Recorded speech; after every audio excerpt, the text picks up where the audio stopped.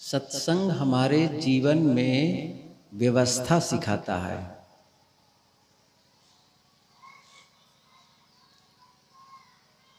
धार्मिकों को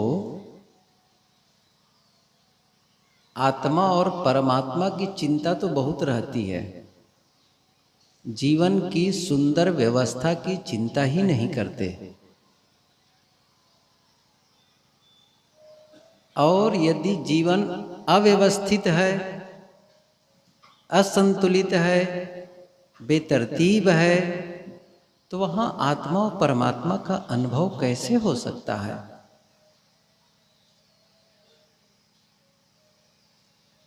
हमें बताया जाएगा कि परमात्मा कहाँ है, कैसा रूप रंग है उसका,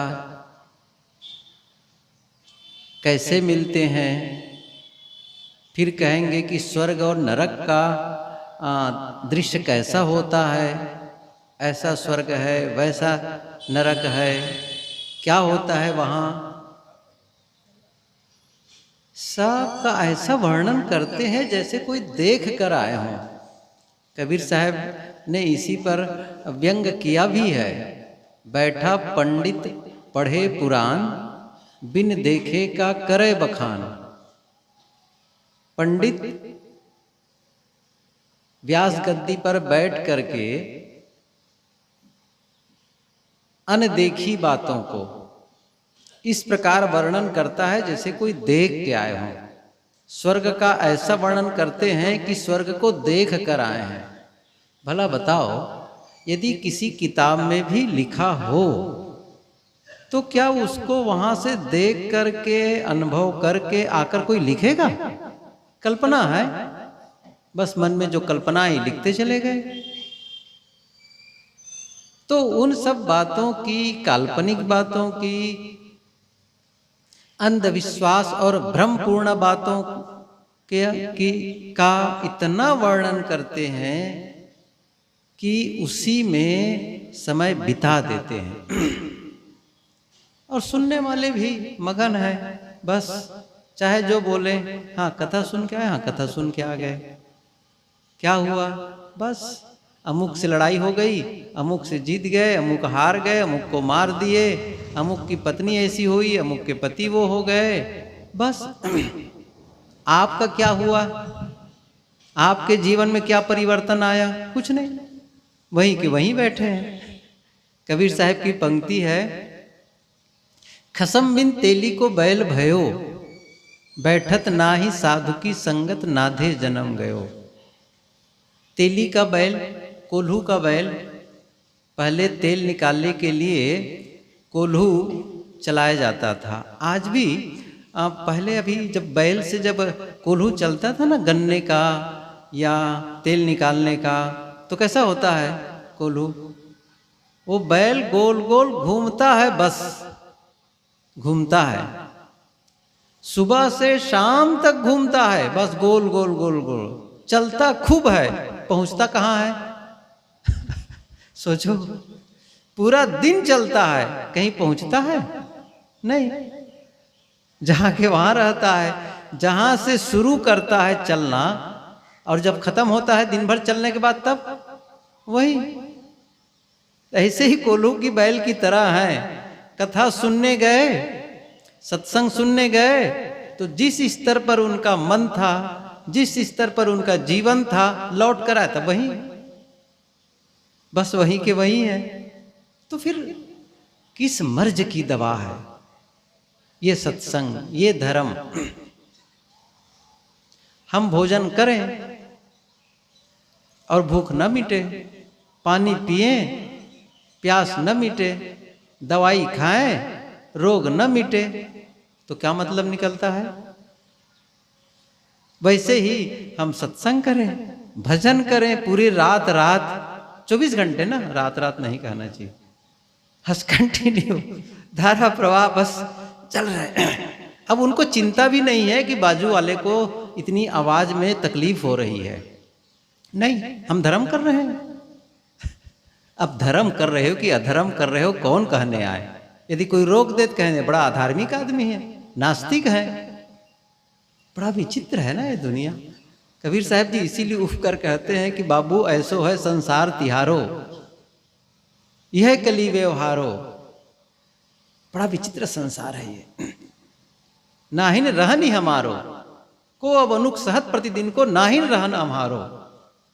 ये जो दुनियादारी को देख करके लगता है कि सही बात है, ये रहने लायक नहीं है दुनिया, विचित्र है।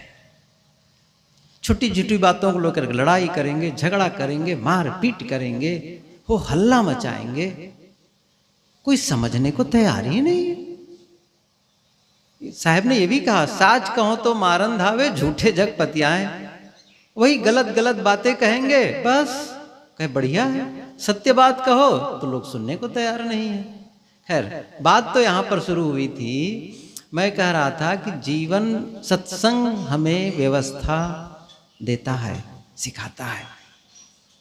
व्यवस्थित कैसे बैठना है, सभा में कैसे बैठना है, अकेले में कैसे, परिवार के लोग हों तब कैसे, घर में जब बहू बेटियां बैठी हों और लोग हों तब कैसे बैठना चाहिए। कुछ भी बेतरतीब। ट्रेन में चलो, बस में चलो, आम पब्लिक के बीच बैठे हैं, कुछ तो ध्यान रखो कैसे करना है।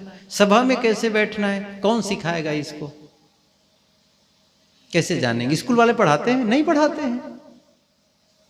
कैसे बोलना है, कब बोलना है, कब खाना, क्या खाना, कैसे करना, ये कितनी सरल सरल सी बातें जीवन में जब हम लागू नहीं कर पाएंगे तो क्या इस जीवन में आत्मा और परमात्मा प्रकट होगा।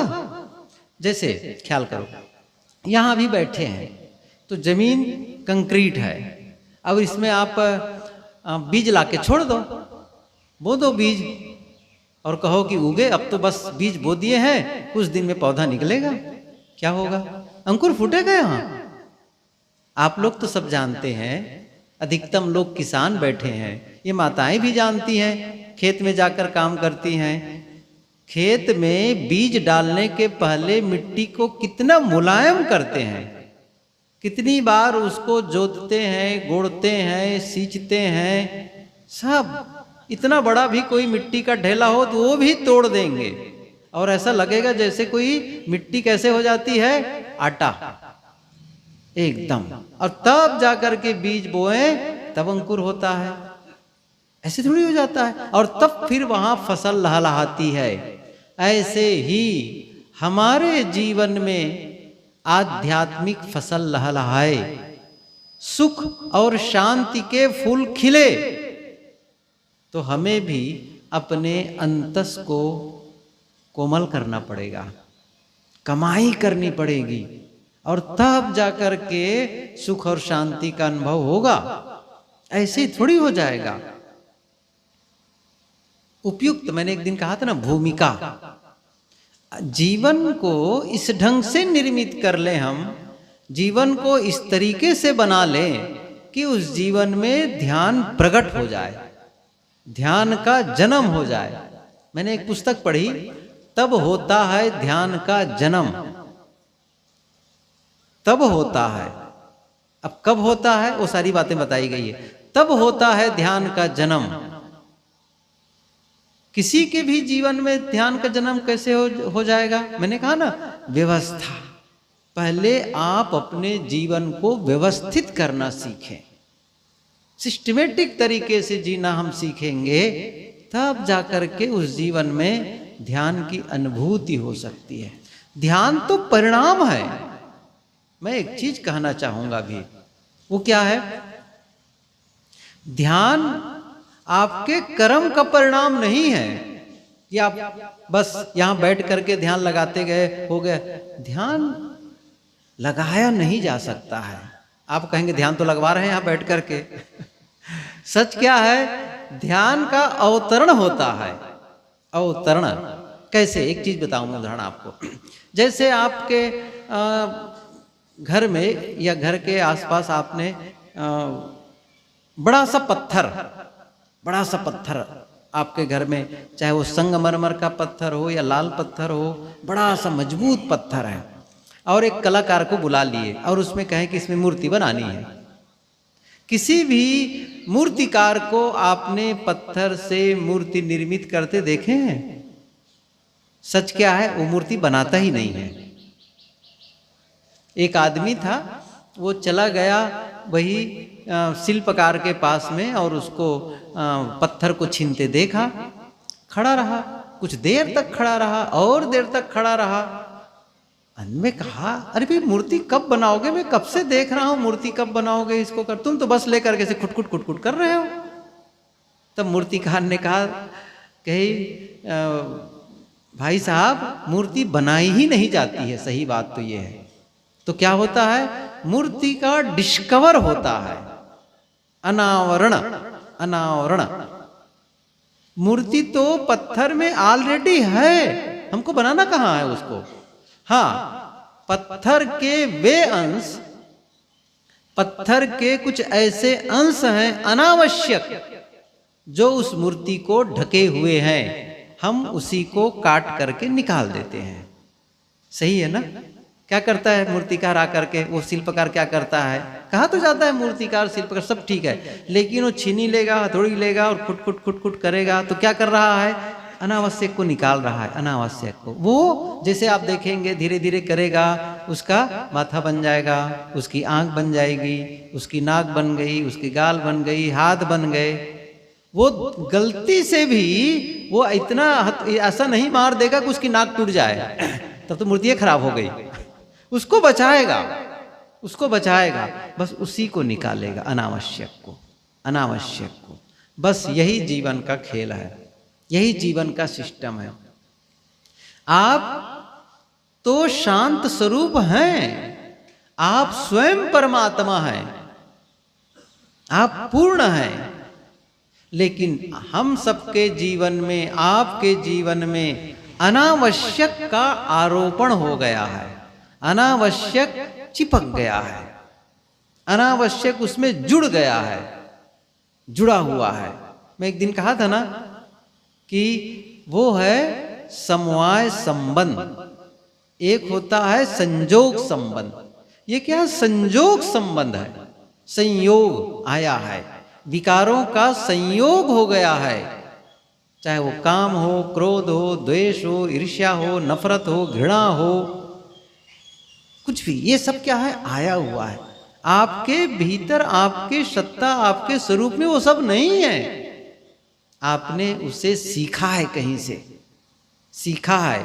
जब बच्चा जन्म लेता है तो क्या वो उसको देखे हो, कभी क्रोधी बच्चा देखे हो, जन्म लेते ही बड़ा क्रोध कर रहा है, रोता है, वो बात अलग है। रोता इसलिए है क्योंकि वो बाहर, अंदर था वो सुरक्षित, बाहर आया, हवा लगी, ठंडी लगी, आते समय, वहां बाहर आते समय भी शायद उनका शरीर में दबाव पड़ा होगा, तकलीफ हुई होगी, कारण जो हो, फिर वो रोता है। अच्छा, एक ही तो भाषा है उनके, उसके पास में भी क्या है, रोना। अभी तो एक ही भाषा जानता है, रोना जानता है बस, और तो कुछ समझता नहीं है, इसलिए वो रोता है बस। लेकिन क्रोध नहीं करता उस समय, वो द्वेष और नफरत नहीं करता है। हम देखते हैं लोगों को क्रोध करते और सोचते हैं ये तरीका है, बस सीख लेते हैं, ये तरीका है। बच्चे को यदि बोलना न सिखाया जाए तो बोल पाएगा वो? अच्छा, ऐसे जगह बच्चे को रखा जाए जहां कोई नहीं बोलता, गूंगा महल, फतेहपुर सीकरी में अकबर ने एक भवन बनवाया, उसका नाम ही है, आज भी कभी चले जाए देखेगा वहां पर, गूंगा महल। वहां कई माताओं को रख दिया गया और कहा गया जो बच्चे आएंगे, अथवा कई दाई को रख दिया गया, उन बच्चों को लालन पालन बढ़िया से करो, लेकिन कोई उनके सामने शब्दों का उच्चारण नहीं करेगा, कोई बोलेगा नहीं, बस चुप होकर के, चुप रहे, बस बोलना ही नहीं है। और बच्चे को बड़े करते गए, वो माताएं बड़ा करती चली गई।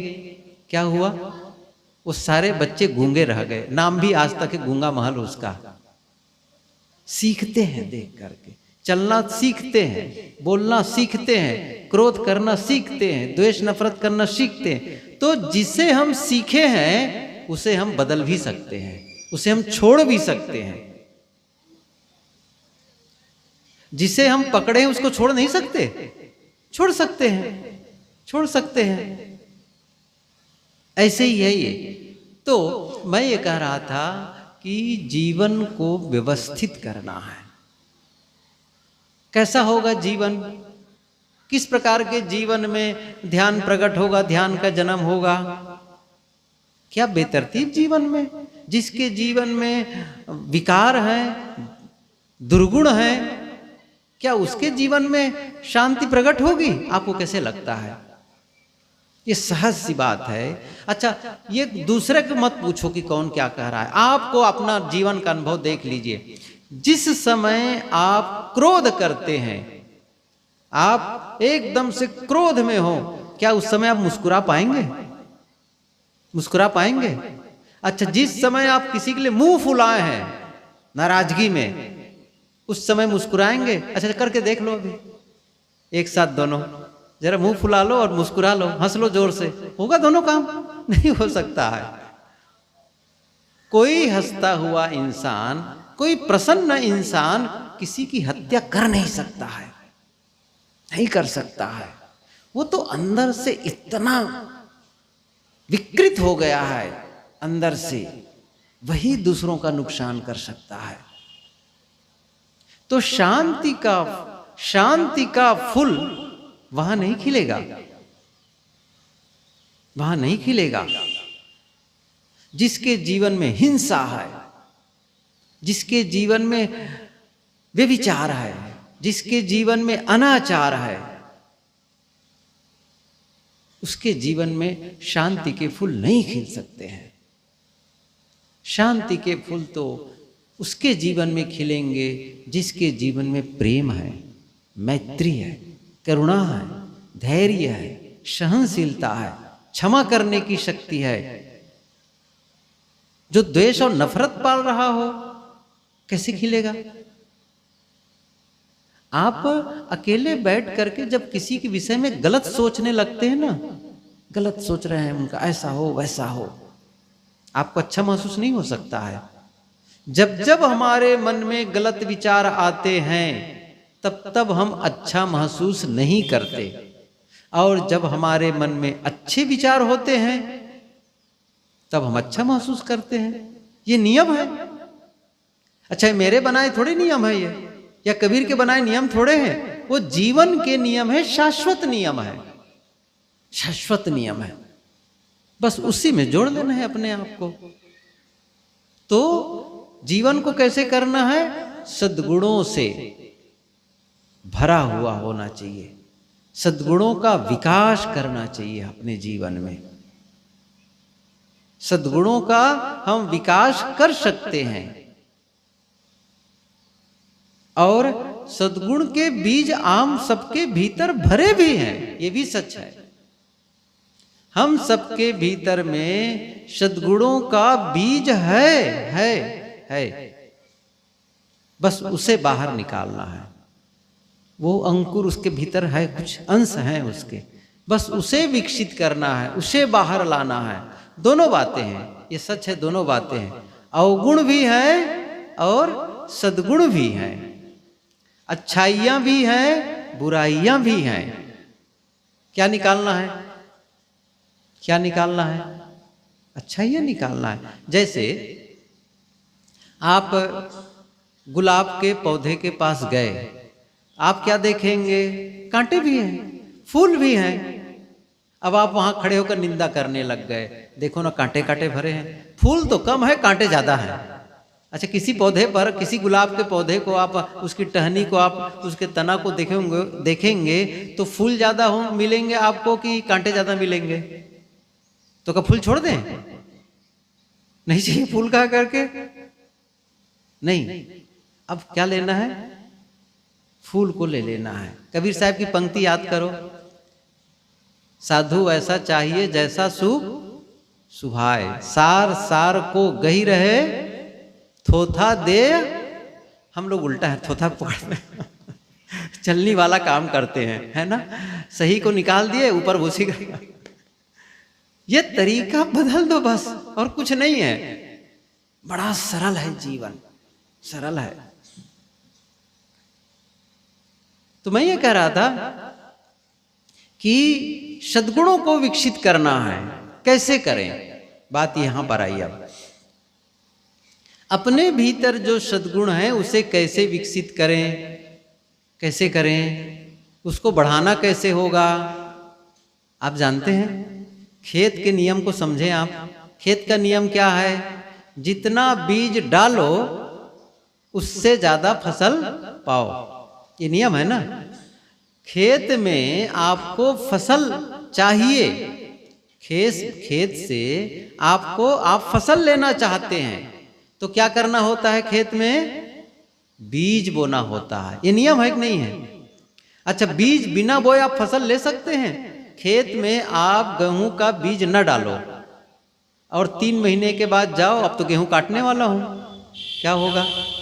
अब कबीर साहब, अच्छा उल्टा बीज बो दिए तब तो और गड़बड़ है। कबीर साहब की पंक्ति याद करो, कबीर कमाई आपनी निष्फल कभी न जाए, बोया पेड़ बबूल का। याद है कि नहीं है? याद कर लो। कबीर की एक भी साखी याद कर लिए ना। कबीर साहब ने कहा है, आधी साखी कबीर की 4 वेद का जीव। कुछ पंक्ति भी जीवन में धारण हो जाए, कुछ पंक्ति, बस काम बन जाएगा। अच्छा, एक काम आप शुरू कर दिए बढ़िया ना, तो बाकी अच्छे काम अपने आप आने लग जाएंगे। एक सद्गुण का संकल्प ले लो जीवन में, बस ऐसा करना है मुझे, अन्य सद्गुण आने लगेंगे। एक अवगुण शुरू कर दोगे जीवन में तो अन्य अवगुण भी आने लगते हैं। यह बड़ा अद्भुत है, आकर्षण का नियम, आकर्षित करते हैं वो। सद्गुण को आकर्षित करते हैं, दुर्गुण को आकर्षित करते हैं। एक शराबी आदमी किसको आकर्षित करेगा? वो सत्संगी को। आप सोचो, दूसरा शराबी आदमी खोज लेगा। अच्छा, एक जुआड़ी किसको आकर्षित करेगा? दूसरा जुआड़ी खोज लेगा। वो खोज लेगा कि नहीं, बताओ? सही है ना। अच्छा, गंजेड़ी क्या करेगा? वो ढूंढ लेगा, अपनी समूह को ढूंढ लेगा।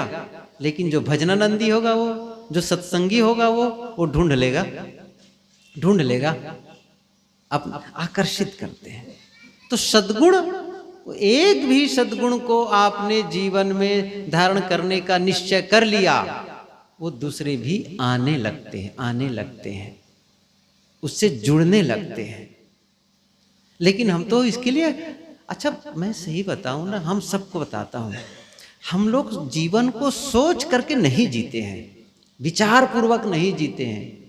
विचार पूर्वक कोई जीवन जिए तब तो दुखे खत्म हो जाए। ये साहब ने कहा है, कबीर साहब जी ने, करहु विचार तो सब दुख जाई, परिहर झूठा केर सगाई। करहु विचार, विचार पूर्वक खाओ, विचार पूर्वक पियो, इतना ही सोच लो तो गलत खा पाएंगे। संत लोग कहा करते हैं, खैनी हाथ में रख लो ऐसे। अच्छा, हाथ तो नहीं उठवाऊंगा, कितने लोग खैनी खाते हैं, वो तो भीड़ लग जाएगी। आप लोग जानो, और मैं तो भरोसा करता हूँ भाई, ध्यान से सत्संग में आया तो कोई नहीं खाता होगा, लेकिन खाते हो तो आपको भगवान जाने, मुझे क्या लेने देना है। लेकिन फिर भी मैं कहूँगा, कहना क्या चाह रहा हूँ, सोचो, खैनी रख लो हाथ में और उन्हीं से पूछो, अय खैनी, तुम्हें अब मैं खाने जा रहा हूँ, बताओ इतने दिन से खा रहा हूँ, तुम्हारे खाने से मेरा स्वास्थ्य बढ़िया होगा, मेरा धन बढ़ेगा, मेरे दांत में चमक बनने वाली है, या मेरे बाल बच्चों को अच्छा आदर्श मिलने वाला है? तो खैनी बोलेगा, खैनी बोलेगी, क्या बोलेगी? मूर्ख कहीं का। इतने दिन से खा रहे हो, स्वास्थ्य खराब कर रहे हो, पैसे बर्बाद कर रहे हो, और आने वाली पीढ़ी के लिए गलत आदर्श स्थापित कर रहे हो। इतनी बात खैनी की सुनेंगे तो आप खैनी को मुंह में डालेंगे कि फेंक देंगे? फेंक देंगे, सही है। लेकिन कभी विचार करते ही नहीं है, विचार नहीं करते हैं। सोच करके जीवन जीना है, सोचो मुझे कैसे जीना है। कई बार मैं सत्संग में ये भी कहा करता हूं कि हम लोग, सभी लोग क्या करते हैं, योजना बनाते हैं। हम लोग हैं, साधु का कपड़ा पहने हैं तो योजना बनाते हैं, भाई वहाँ कार्यक्रम है, किस ट्रेन से जाना है, फिर उसके बाद कहाँ जाना है, फिर उसके बाद कहाँ जाना है, कहाँ सत्संग है, कैसे है, किनसे मिलना है, तो सत्संग की योजना बनाते हैं। अच्छा, आश्रम में रहते हैं तो भी संत आ रहे हैं, महात्मा आ रहे हैं, उनकी व्यवस्था करनी है, ये भंडारा है, ये कार्यक्रम है। या फिर भवन बनाना है, योजना बनाते हैं, भाई अमुक मिस्त्री को बुलाओ, ऐसा भवन बनाना है, ऐसा मकान बनाना है, तो योजना बनाते। आप लोग भी योजना बनाते हैं, कोई नई दुकान शुरू करनी, भाई योजना बनाओ, बनाते ही है। मकान बनाना है तो पहले ही सोचते हैं, अच्छा इतना बड़ा मकान बनाए, पैसा बचाते चलो, बचाते चलो, बातचीत करो लोगों से, योजना बनाते हैं। कहीं घूमने फिरने जाना है, यहीं से आपको घूमने जाना हो, चाहे रामेश्वरम हो, चाहे प्रयागराज हो, तो एक दूसरे से बात करेंगे, भाई मुझे जाना है वहाँ कार्यक्रम में, वहाँ तीर्थ जाना है, या संगम नहाने जाना है गंगा यमुना के, तो फिर क्या करो भाई, कुछ पैसा रखो, फिर बातचीत करो, ट्रेन में टिकट बनाओ, योजना बनाते हैं। बहुत सारी योजना बनाते, शादी की योजना बनाएंगे, भाई बेटे की शादी है, बेटी की शादी है, शादी की योजना बनाते हैं। बहुत सारी, बच्चे को पढ़ाना है, योजना बनाते हैं। एक योजना और बनाओ जीवन में, एक योजना और बना लो, क्या? जीवन में सुख शांति पूर्वक जीने की योजना। बैठ लो और कहो, मुझे सुख और शांति पूर्वक जीवन व्यतीत करना है। एक निर्णय ले लो, और जैसे निर्णय लेंगे तो फिर आपके विचार चलने लगेंगे। क्या कहेगा भीतर वाला, अंदर में जो परमात्मा बैठा है, कहेगा देखो सुख और शांति का अनुभव करना है तो पहला काम गलत खानपान को छोड़ो, गलत लोगों की मित्रता छोड़ो। वो आएगी आवाज, क्यों? इसलिए कह रहा हूं क्योंकि बहुत दिनों से करके देख लिए हो। यदि वो रास्ता सही होता, वो रास्ता सही होता तो आज तक के सुख और शांति का अनुभव नहीं हो गया होता। इसका मतलब वो रास्ता सही नहीं है, तो रास्ता बदल के देख लो, बदल के देख लो, और फिर पता चल जाएगा आपको। कल मैंने कहा था, अच्छा शब्द बोल के देख लो, अच्छा खान पान करके देख लो, अच्छा व्यवहार करके देख लो, और परिणाम को देख लो थोड़े पे। आप ऐसा यकीन, मेरी बातों पर यकीन नहीं है तो ऐसा करो, एक एक महीना बांट लो। एक महीना चाहे जैसा खाओ पियो रहो, चाहे जैसा बोलो, मार पीट लड़ाई झगड़ा सब करो एक महीना के लिए। अब उसके बाद सोचो नहीं ये तो कैसा रास्ता, आपको पता चल जाएगा। फिर एक महीने के बाद में थोड़ा बदल करके देखो। इसकी जरूरत नहीं पड़ेगी, मैं तो इसे विनोदी ढंग से कह रहा हूं, इसकी जरूरत ही नहीं पड़ेगी। अच्छा ये भी नहीं करो, देख लो दुनिया में जो लोग कर रहे हैं, शराब पी रहे हैं उनको देख रहे हो, जुआ खेलने वालों को देख रहे हो, झूठ बोलने वाले को, चोरी करने वाले को देख रहे हो, क्या उसका परिणाम आता है? क्या कभी आप लोगों ने सुना है कहीं ये आदमी बहुत जुआ खेला और जुआ खेल करके बहुत बड़ी बिल्डिंग खड़ा कर लिया? देखें कहीं? अरे धर्मराज का सुने होंगे ना युधिष्ठिर को, जो जुआ खेल करके क्या हार गया था, जिसको धर्मराज कहते हैं, और आप जुआ खेल करके अच्छे आदमी बन जाएंगे? एक हत्यारा ऐसे ऐसे लोगों को हत्या किया, वैसा किया, और इतना अच्छा आदमी बन गया, कभी सुने हैं? ऐसा होता है? एक अनाचारी दुराचारी आदमी, वो अच्छा आदमी कहलाया, लोग प्रशंसा किए, समाज के लोग। ऐसा होता है? कभी नहीं होता है। सद्गुणों की प्रशंसा होती है, विनम्र आदमी की प्रशंसा होती है, क्रोधी आदमी की नहीं है। चोरी करने वाले की प्रशंसा नहीं होगी, हाँ दान करने वाले की होती है। जो किसी का, कोई गरीब है, दुखी है, उसको कुछ दे दिया, सहयोग कर दिया। कोई आदमी बीमार है, उसकी जाके सेवा कर दिया। कहीं ऐसे स्थल है जहां पर गया, जहां पर पानी पीने की व्यवस्था नहीं है, वहां जाके पानी पिला दिया, पानी की व्यवस्था लगा दिया, उसकी प्रशंसा होगी। एक बच्चा है, पढ़ने में बहुत होशियार है, लेकिन वो पढ़ाई नहीं कर पा रहा है, उसके पास उतना धन नहीं है, किसी ने पढ़ा दिया, उसकी प्रशंसा। अच्छे कर्मों की ही प्रशंसा होगी। हमारे भीतर भी आत्म प्रतिष्ठा होगी और बाहर भी समाज प्रतिष्ठा होगी।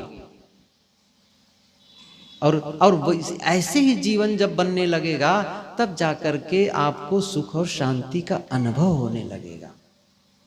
आप अकेले भी जब आप बिस्तर पर जाएंगे, दिन भर अच्छा काम किए रहेंगे, कोई गलत व्यवहार नहीं किए रहेंगे, तो जब रात में बिस्तर पर जाएंगे, आपका मन सुख से भरा पूरा रहेगा। एक संतुष्टि भरा दिन का समापन, आज का दिन मेरा अच्छा बीता, आज का दिन मेरे लिए आनंदपूर्ण रहा, मैंने जो कुछ किया बढ़िया किया, अपने लिए भी दूसरों के लिए भी। आनंद भरा होगा वो रात आपकी भरी होगी। और यदि आपने गलत किया है, झूठ बोला है, हिंसा किया है, छल कपट किया है, चोरी की है, अनाचार किया है, तो रात में क्या होगा? बिस्तर पर जाएंगे तब नहीं, ऐसा नहीं करना था। अंदर वाला कचोटेगा, अरे तुमने ऐसा क्यों किया, तुमने गलत किया, तुमने झूठ बोला, तुमने धोखा दिया है। वो चैन से रहने ही नहीं देगा, चैन से रहने नहीं देगा। अब आप देख लो इस चीज को। अब कहो इसको जाकर के कोई साधु बताए इस बात को लेकर के, कोई बुद्ध और महावीर बताए इस बात को लेकर के, कोई जरूरत नहीं है। कोई बड़ा उपदेष्टा है, अब उसको शास्त्र पलटो इसको लेकर के, कौन से ग्रंथ में लिखा है, मारो गोली शास्त्रों को। जीवन शास्त्र है, जीवन पोथी है, आपको वही बताएगा। आप जी रहे हैं, आपको पता चल रहा है ये तरीका गलत है, ये तरीका सही है। दूसरों को देख रहे हो गलत करते हुए, उसके जीवन के परिणाम को देख लो, अपने जीवन के परिणाम को देख लो, बस। इतना सरल सा नियम है जीवन का। और इसके लिए अच्छा, ठगने वाले भी चारों तरफ हैं। मंत्र तंत्र, टोना टोटका, दुआ तबीज भभूत, ओफ, ये मंत्र पढ़ लो पाप कट जाएंगे, ये माला फेर लो पाप कट जाएंगे, वहां जाके पूजा कर लो, उस तीर्थ में जाकर के नहा लो, वहां वो गंगा में नहा लो, वो तीर्थ में नहा लो। क्या बताएं, ये नहीं कहना चाहिए लेकिन है तो लुटेरे। अब हम लुटाने के लिए तैयार हैं तो लुटने वाले भी तैयार हैं। उनकी क्या गलती, वो थोड़ी कर रहे हैं हमारे यहाँ लुटाओ कह करके, हम तो लुटाने के लिए तैयार हैं। कबीर लोभी के गांव में ठग नहीं परे उपास, जो जई मत का लोभिया तही घट ठग को बास। तो जिस मत के लोभी होंगे वो ठगाते चले जाएंगे, कोई जरूरत नहीं है। आपको अपने कर्म पर विश्वास करना है। आपके पवित्र कर्म आपको सुख देंगे और आपके अपवित्र कर्म आपको दुख देंगे।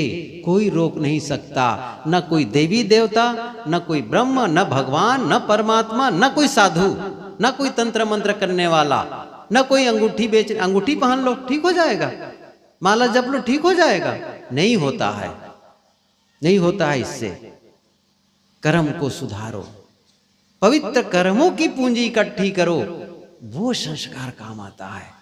बात तो यहां पर उठी थी सद्गुणों को विकसित करो। मैंने कहा बीज बो दो, बीज बो दो, और बीज बो देंगे तो क्या होगा, बस आपके जीवन में छा जाएगा वो। लेकिन उसका उपयोग ही नहीं कर रहे हैं। मैंने कहा ना, आपके भीतर धैर्य है, उपयोग नहीं कर रहे हैं, विनम्रता है, उपयोग नहीं कर रहे हैं, क्षमा करने की शक्ति है, उपयोग नहीं कर रहे हैं, धैर्य की शक्ति है, उपयोग नहीं कर रहे हैं, सहयोग की शक्ति है, नहीं कर रहे हैं उपयोग, तो क्या होगा, वो बिल्कुल सिकुड़ा हुआ है, सोया हुआ है। उसको जागृत कर देना है और आपके जीवन में छा जाए। कैसे करना है, ये सरल सा सूत्र मैं कई बार सत्संग में कहा करता हूं। दूसरों के जीवन में जो आप बोते हैं उसे आप अपने जीवन में काटते हैं। ये सूत्र याद करो। दूसरों के जीवन में हम बोते हैं, उसे हम अपने जीवन में काटते हैं। यदि दूसरों के जीवन में क्रोध बोते हो तो आप अपने जीवन में क्रोध की फसल काटोगे। ये नियम है, वो लौट कर आएगा। जो भेजोगे वो लौटेगा, जो दोगे वो आएगा। क्रोध का बीज तो क्रोध की फसल, द्वेष का बीज तो द्वेष की फसल, नफरत, घृणा तो घृणा वापस। जो आप यहां से, जैसे कल्पना करो मेरे पास में कई रंगों के गेंद हो, गेंद जो अंदर हवा भरा हो, और उसको मैं इस दीवार पर फेंकूं, सफेद रंग का गेंद, क्या लौट करके आएगा, सफेद ही तो लौट के आएगा। सही है कि नहीं है? अच्छा, काला रंग का फेंकूं तब कौन सा रंग का, कौन सा गेंद वापस आएगा, काला रंग का। तो जो फेंका वही लौट करके आया। मैंने दूसरों के जीवन में जो भेजा वो मेरे जीवन में लौट करके आएगा, ये नियम है। तो फिर हमें क्या करना है, जो मुझे चाहिए वो मैं दूं, बस वो मैं दूं। प्रेम चाहिए तो प्रेम दे दो, लोगों को बीज बो दो प्रेम का। मैत्री चाहिए तो भेज दो वहां, सहयोग चाहिए तो कर दो वहां। बस इतनी सी बात है। क्षमा चाहिए आपको अपनी गलती पर, तो दूसरे की गलती पर क्षमा करना शुरू कर दो।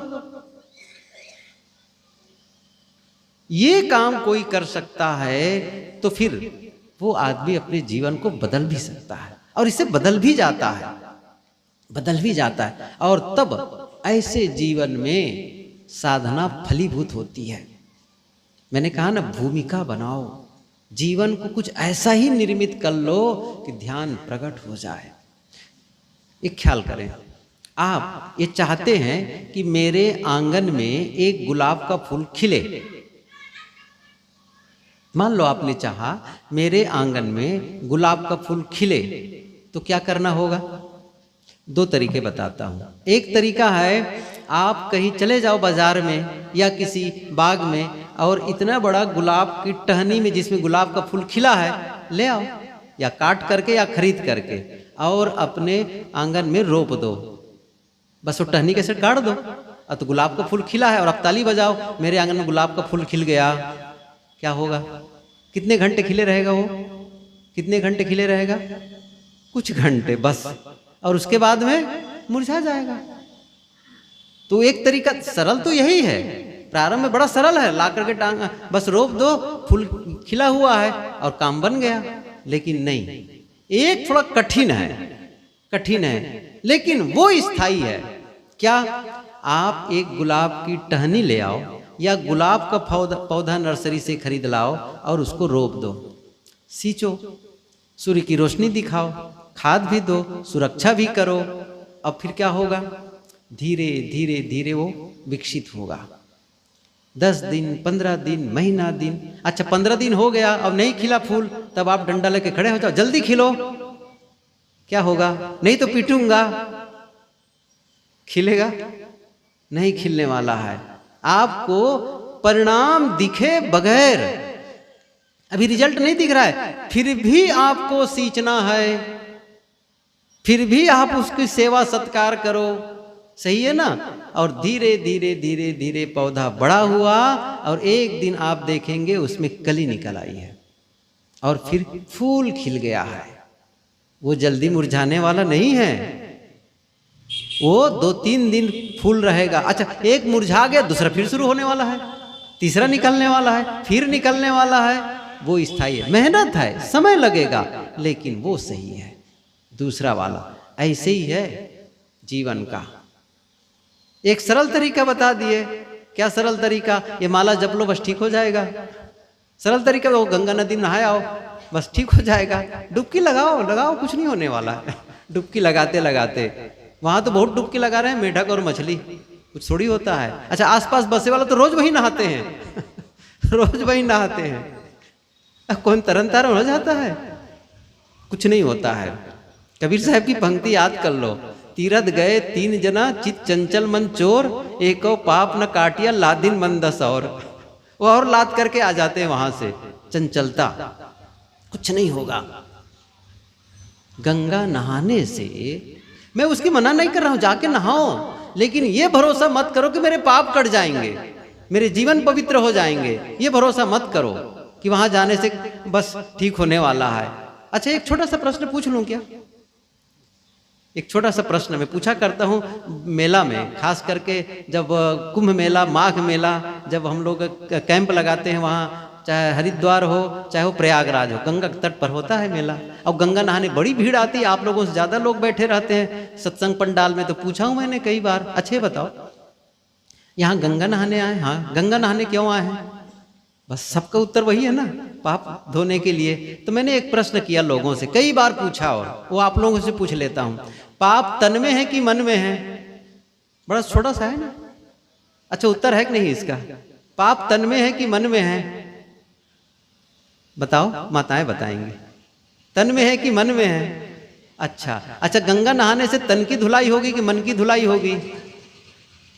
तो फिर हो जाएगा पाप। इसीलिए हमारे संत लोग गाते हैं, ज्ञान गंगा नहा लो प्यारे मना, पाप दिल का छुड़ा लो प्यारे मना। बाहर की गंगा से शरीर की धुलाई होगी, लेकिन ज्ञान गंगा से अंदर की धुलाई होगी, अंदर प्रक्षालन होगा, अंदर शुचिता बनेगी और जीवन में बदलाव आएगा। तो जीवन में सद्गुणों का विकास, और मैंने बताया सद्गुण कैसे विकसित कर सकते हैं, जो आप जीवन में चाहते हैं वो देना शुरू कर दे। विनम्रता, शालीनता, मीठे शब्दों का प्रयोग करो। इस चीज को एक पंक्ति कबीर की याद कर लो, बस एक पंक्ति बस, और जीवन में धारण कर लो। उन्होंने कहा है कि घट घट में वह साईं बसतु है, कटुक वचन मत बोल रे तो को पीऊ मिलेंगे, घूंघट का पट खोल रे तो को पीऊ मिलेंगे। ये पंक्ति है इसमें। तो एक, मैं कटु शब्दों का प्रयोग नहीं करूंगा या नहीं करूंगी। कटु नहीं बोलना है, जब बोलना है मीठा बोलना है, विनम्रता के शब्द बोलना है। गलती होगी सामने वाली की, हो सकता है गलती करे वो, लेकिन मेरा काम वैसा नहीं है। उस गलती पर मैं गलती नहीं करूंगा।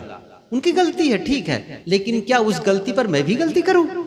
नहीं, ये मेरा धर्म नहीं है, ये मेरा काम नहीं है। मैं सत्संगी हूं, मैं गुरु का सेवक हूं, मैं वो गलती नहीं करूंगा। एक काम करना शुरू कर दीजिए, देखो जीवन में बदलाव आएगा, घर का वातावरण कितना अच्छा हो जाएगा। ये जीवन में बदलाव लाना पड़ेगा, तब जाकर के हमें ध्यान में सफलता मिलती है। ध्यान साधना भी चले, साथ साथ में जीवन साधना भी चले। ये जीवन साधना ही ध्यान साधना है। यहां पर आप आकर के बैठेंगे तो कोई चमत्कार घटित नहीं होगा, चमत्कार घटित नहीं होगा। हाँ, चमत्कार घटित हो जाएगा कब? जब ये शब्द जो संत जन कहते हैं वे शब्द को धारण कर लें और जीवन में उसका प्रयोग शुरू कर दें, तो निश्चित चमत्कार हो जाएगा।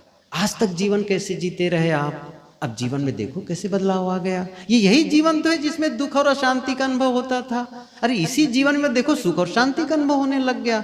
वही परिवार है जहां पर लड़ाई और झगड़ा भरा रहता था, लेकिन उसी परिवार में अब रहते रहते कितना आनंद आता है। सबके साथ सुंदर व्यवहार, सभी लोग अच्छे लगने लगते थे। पहले क्या होता था, ऐसा लगता था कैसे हो भैया, परिवार में सब ठीक ठाक है, क्या बताएं वो सब दुश्मन है, मेरे पीछे पड़े हैं।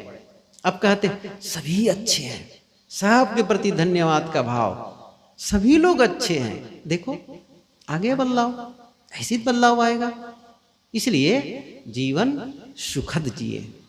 मैंने कहा था ना बीच में, योजना बनाओ, मुझे सुख और शांति का अनुभव करना है, बस। फिर वैसे ही कर्म होने लग जाएंगे, वैसे ही जीवन बदलने लग जाएगा। और देखो फिर सत्संग फलीभूत हो जाएगा और ध्यान साधना फलीभूत हो जाएगी। इसलिए हम सभी ये साधना करें और जीवन को भी साधें। थोड़ा सा समय है, थोड़ा कर लें और साधना। फिर तो समय बीत रहा, आज तो चौथा दिन खत्म हो रहा है। कल एक मीटिंग की साधना होगी, अगला सत्र समापन का होगा। तो जितने लोग आए हैं शुरू से या नए आए हैं, सबका काम है रोज साधना में बैठें बस। अब बड़ा सरल है, कबीर की साधना सहज साधना है, हठ योग की साधना नहीं है। उनको शरीर को तकलीफ देने वाली साधना नहीं है। आंख न मूंदो, कान न रूंदो, काया कष्ट न धारो, खुले नयन हंसी हंसी पहचानो, सुंदर रूप निहारो। ये कबीर की साधना, काया कष्ट न धारो। बड़ा सहज ढंग से बैठ गए, आंखें बंद कर लिए, कोई तनाव नहीं, और श्वास को देखें। श्वास देखना हमारी साधना का उद्देश्य नहीं है, इस चीज को समझ लें। सांस देखना उद्देश्य नहीं है कि जीवन भर सांस देखते ही रहे। सांस देखने का मतलब है जागरूकता का विकास, और उसके पश्चात में साक्षी की साधना होती है, दृष्टाभ्यास। विचारों को देखें और विचारों से अपने आप को अलग करें। अब पूरी तरह से जब इस प्रकार अलग कर लेते हैं तो अपने आप की स्थिति होती है। ये साधना हमको करनी है। आगे है साक्षी की साधना। अब उसके बारे में बहुत विस्तार से बातें नहीं कही गई हैं, क्योंकि अभी तो बहुत प्रारंभिक भूमिका ही हमें समझनी है कई बार, तब धीरे धीरे आकर के साक्षी की साधना समझ पाएंगे।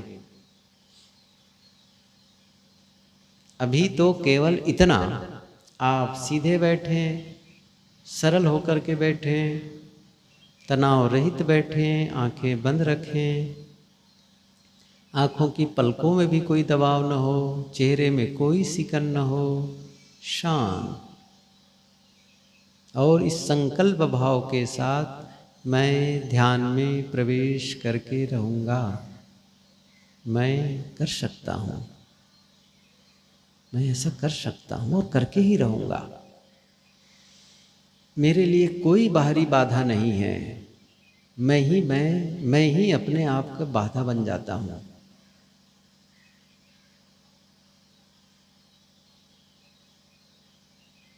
अंदर तो सन्नाटा है, शांत।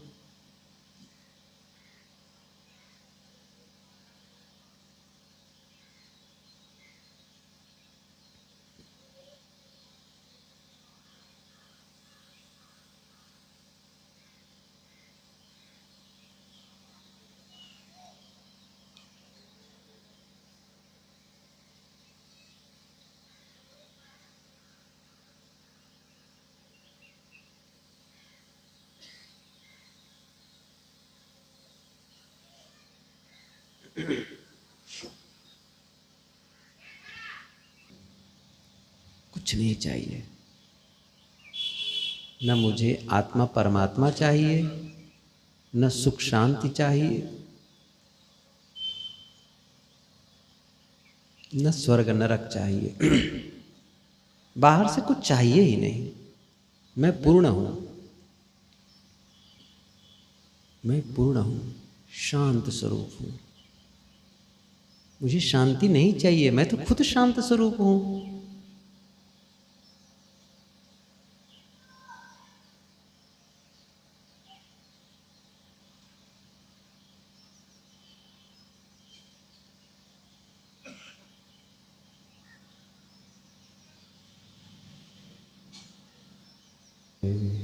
मेरा मन शांत है, मैं गहरी शांति का अनुभव करता हूँ।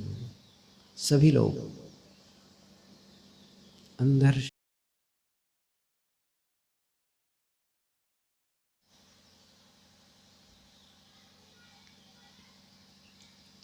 अहम शुद्ध चैतन्य ज्ञान स्वरूपम, अहम शुद्ध चैतन्य अजराहम अमराहम अखंडम अनूपम, अजराहम अमराहम अखंडम।